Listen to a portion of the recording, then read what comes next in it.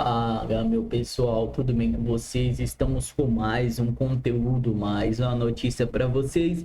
Então deixe o seu like, sua inscrição aí no canal. Não se esqueçam de ativar o sininho de notificações para estar recebendo todos os nossos vídeos. E hoje estamos aqui com o melhor, o Eduardo Bolsonaro no Metrópolis. Todos os créditos ao canal do Eduardo Bolsonaro, que está pegando do canal dele.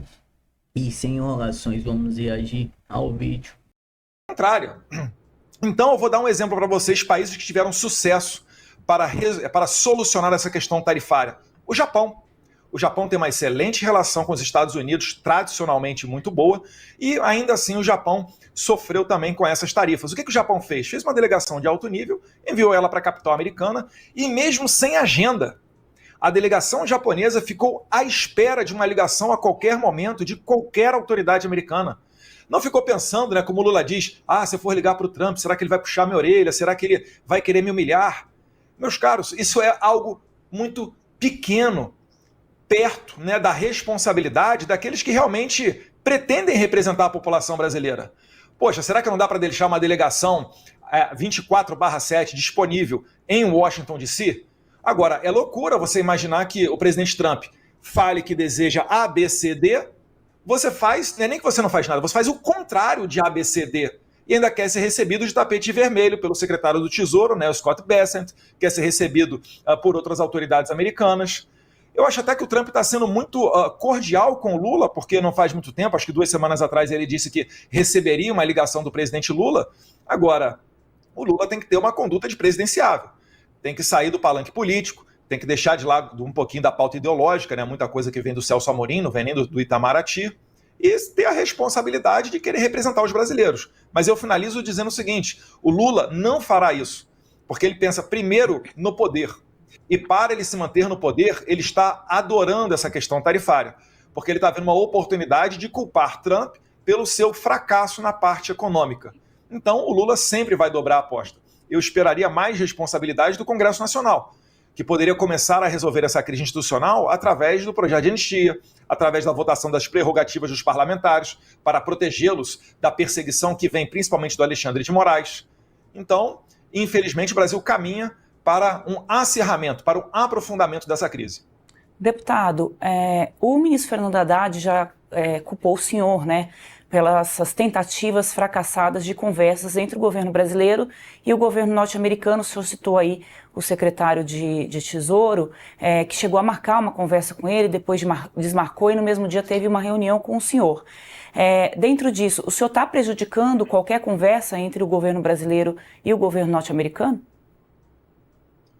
Olha, depois do Trump, talvez o secretário Scott Bessent seja a pessoa mais importante do mundo, né, do mundo político, porque ele é a pessoa que dita a economia, as políticas econômicas norte-americanas que têm impacto no mundo inteiro. Quem é Eduardo Bolsonaro na fila do pão para dizer quem o secretário Scott Bessent vai receber ou não? A esquerda... O senhor, ela é ele recebe, então o senhor é alguém, né? Mas eu agradeço até a deferência, Andresa, mas a questão é, eu não fico apoiando o Hamas, eu não fico, né, protegendo o crime organizado. Os Estados Unidos trouxe enviados até o Brasil para tratar desse tema, para colocar o PCC e o CV, que são organizações criminosas, como organizações terroristas. O governo Lula quis protegê-los. Só para te interromper um minutinho, para não perder aqui a questão. Tudo isso que o senhor coloca, né, do Hamas, já são coisas que são ditas há muito tempo, mas o que eu queria pontuar para o senhor esclarecer para a gente, ele devolver aí a resposta, é que havia uma conversa agendada. Por que é que essa conversa foi desagendada?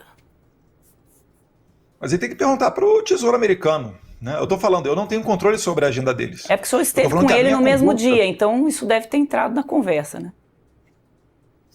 Olha, Andresa, o que a gente conversa lá reservadamente, né, nem tudo a gente pode expor ao público. O que a gente levou foram preocupações ali com relação ao cumprimento da Lei Magnitsky. A gente utilizou, inclusive, matérias da imprensa para dar essa ciência ao secretário Scott Bessent e também à equipe dele, para dizer, olha... O senhor pediu para ele não atender o Haddad naquele dia?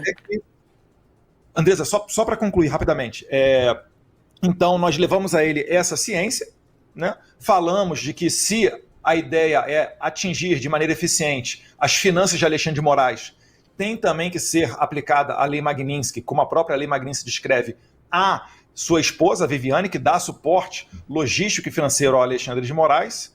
Agora, a questão da agenda dele, ele é que vai fazer. Eu acho impressionante as pessoas, né, a todo momento criticarem, por vezes chamarem pessoas como Trump. Né? O Lula disse antes da eleição que o Trump seria a nova face do nazismo. Eu não vi o Lula pedir desculpa em momento nenhum.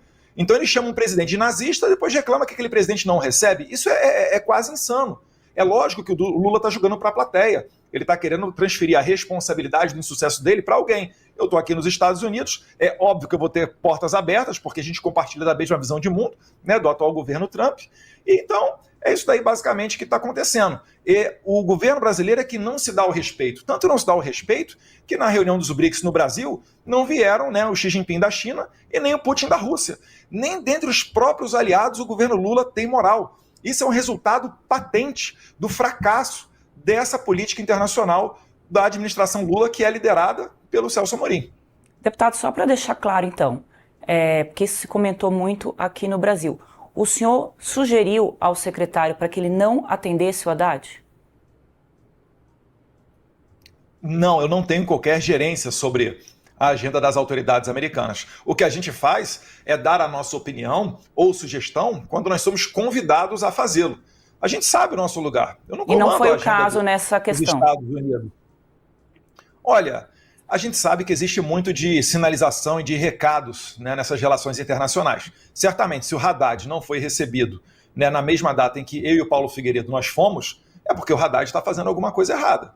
Né? Se eu fosse o Haddad, eu procuraria entender o que eu estou fazendo de errado para daí você conseguir ter a atenção do secretário do Tesouro norte-americano. Certamente não vai ser com uma política de aumento de imposto, com uma política de reciprocidade nas tarifas, né, com apoio a uma moeda única dos BRICS em detrimento para fazer frente ao dólar. Certamente não é dessa maneira que você vai ser recebido nos Estados Unidos. Agora, o senhor falou, deputado, sobre a sanção, sobre pedir que a sanção da Lei Magnitsky fosse expandida, que atingisse a esposa do ministro Alexandre de Moraes, a Viviane de Moraes. Já foi atingido? Ela chegou a ser sancionada pela Magnitsky, o senhor sabe me dizer? Não, porque as pessoas que são sancionadas, elas entram na lista da OFAC.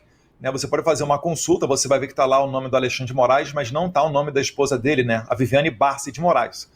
No entanto, vale lembrar que quando o Alexandre de Moraes se tornou ministro da Suprema Corte, ele deixou o seu escritório, o Alexandre de Moraes Advogados, e esse mesmo escritório passou a se chamar Barsi de Moraes Advogados. Barsi, que é o sobrenome da esposa do Alexandre. Então você vê que existe ali uma conexão íntima, você vê que existe uma continuidade, né, naquele empreendimento, e certamente um ministro da Suprema Corte, que tem um salário cerca de 50 mil reais bruto, não vai conseguir usar um relógio de 200, 300 mil reais apenas fruto do seu trabalho. Então há uma incompatibilidade com aquilo que o Alexandre de Moraes veste, usa, vinhos que ele toma e etc., com o salário dele. Eu sei porque um salário de deputado federal chega perto de um salário de ministro da Suprema Corte. Então é óbvio que ele tem uma outra rede de financiamento, uma outra maneira, uma outra fonte de financiamento. E isso daí está conectado com a esposa dele. Deputado, eu quero aproveitar o gancho das sanções e questionar. O ministro da Justiça, Lewandowski, e o ex-presidente do Congresso, Rodrigo Pacheco, perderam o visto de fato, assim como foi informado? Até o próprio Paulo Figueiredo chegou a afirmar que eles tinham perdido o visto. Perderam de fato o visto, os dois? São informações que nós temos. Né? O secretário Rubio, ele não tem uma lista clara. Né? De acordo com a política dele de não somente para assessores, mas também agora para aqueles que dão apoio a ditaduras, como foi o caso do programa Mais Médicos, que deu um fôlego ao regime ditatorial cubano, que eu costumo dizer que é a maior ilha escravocrata do mundo, porque você não entra e sai dali sem ter a autorização do regime e você é obrigado a viver em uma condição de miserabilidade. Também foi aplicado isso daí com relação a Cuba. E o secretário Marco Rubio, chefe do Departamento de Estado, ele não faz uma lista das pessoas que perderam o visto. Ele espera para que essas pessoas, ao tentarem entrar nos Estados Unidos, seja na imigração, no aeroporto dos Estados Unidos, seja saindo do país de origem, aí é que elas venham a, de fato, descobrir se elas perderam ou não o visto. Mas a informação que chegou para o Paulo Figueiredo, né, compartilhada comigo também, é de que sim, né, o ministro Ricardo Lewandowski, atual ministro da Justiça, que trocou de lugar com Flávio Dino, né? Flávio Dino era MJ, passou a ser ministro da Justiça, passou a ser ministro da Suprema Corte. E o Lewandowski, que se aposentou do STF e veio para a MJ, e também o Pacheco, eles perderam os vistos.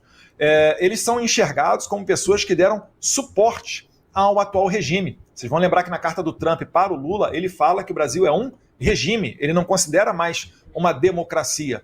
Então, isso daí, de fato, eu acredito que ocorreu, as nossas fontes confirmam que ocorreu, e também serve como um aviso a todos aqueles que visam proteger Alexandre de Moraes ou, de alguma maneira, sustentar esse regime, correm o risco de sofrerem essas mesmas sanções.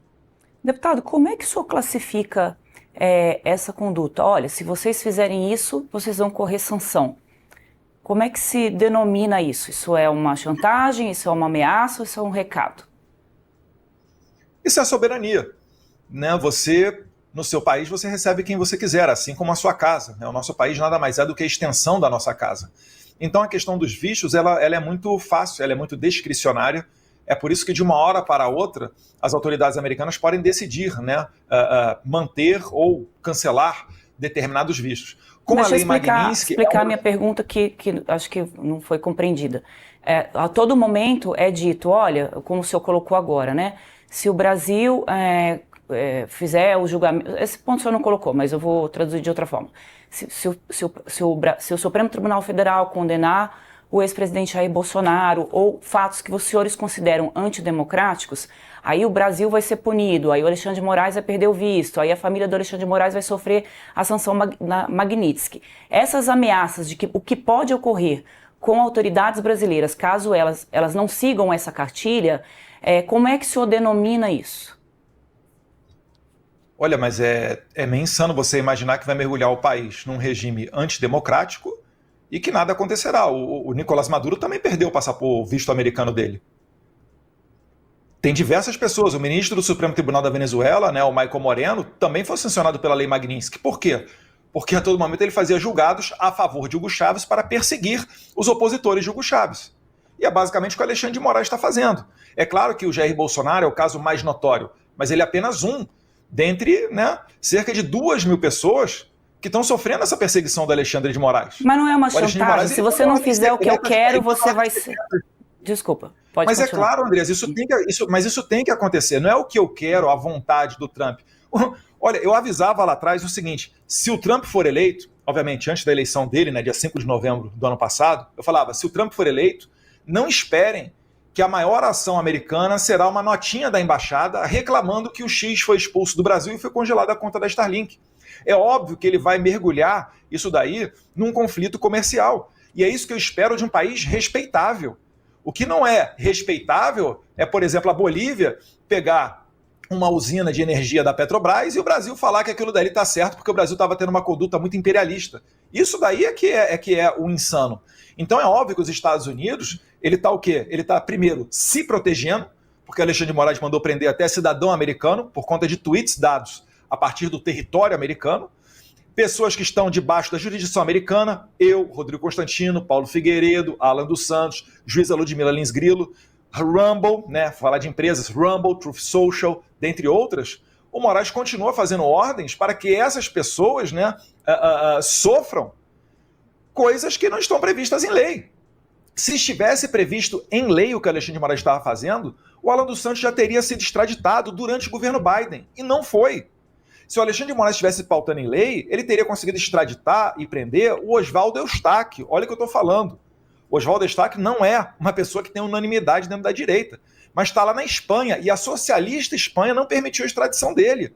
Será que não é hora da gente parar e olhar para dentro do Brasil e perceber que alguma coisa está muito errado? Que não dá para a gente ignorar que em 2022 tiveram ordens secretas para bloquear usuários que estavam fazendo tweets contra o governo Lula. Eu tive que deletar tweet meu vinculando Lula a Nicolás Maduro ou Lula ao Daniel Ortega. Foi proibido fazer oposição ao Lula na eleição de 2022. Deixe de lado a questão das maquininhas, não estou nem entrando na urna eletrônica. Mas esses temas não são temas próprios de uma democracia, né? Aonde mais você faz esse tipo de coisa? Só na Nicarágua, na Venezuela. O Brasil agora está colocando numa investigação um líder religioso, o pastor Silas Malafaia. Tá igualzinho ao Daniel Ortega lá da Nicarágua. E vocês acreditam que o governo Trump não possa sequer sancionar as pessoas que estão fazendo isso?